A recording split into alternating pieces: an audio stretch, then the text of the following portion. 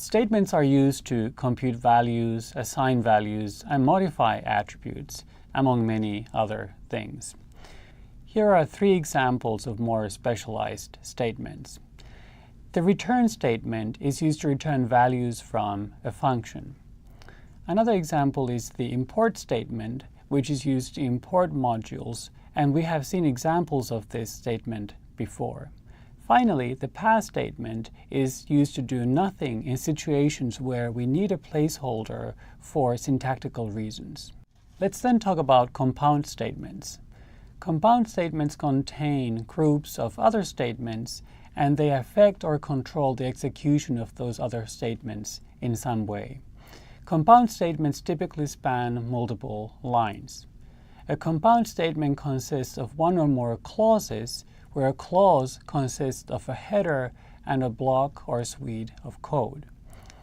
The clause headers of a particular compound statement start with a keyword, end with a colon, and are all at the same indentation level.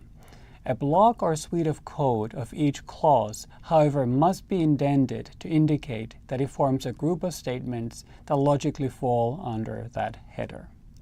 There are no hard and fast rules about indentation as long as you are consistent.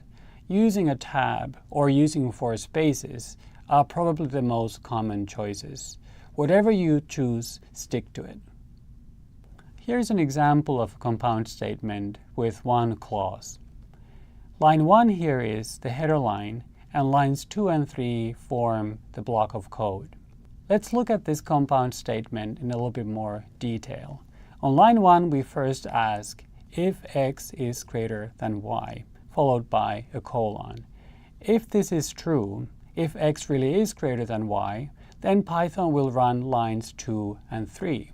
On line 2, we're calculating the difference as x minus y, and on line 3, we're printing out the message x is greater than y. Regardless of what happens with the comparison, line 4 will always get printed. In most programming languages, indentation is not compulsory. A key point to realize here is that in Python, indentation is not just cosmetic. The way you indent your programs determines the logical structure of your programs. Let's then look at the Python if statement in more detail. The if statement selects from among one or more actions, and it runs the block of code that's associated with the first if or elif test that happens to be true. If none of these are true, then it runs the else block.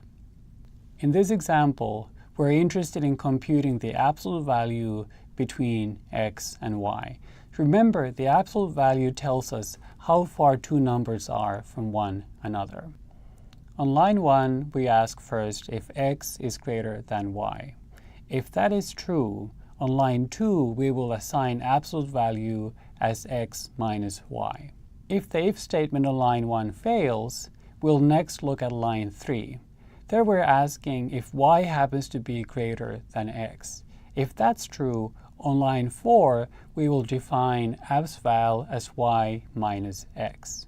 If that's also not true, then Python will proceed to line 5, which is the else statement. In that case, we will define absval as being equal to 0 on line 6.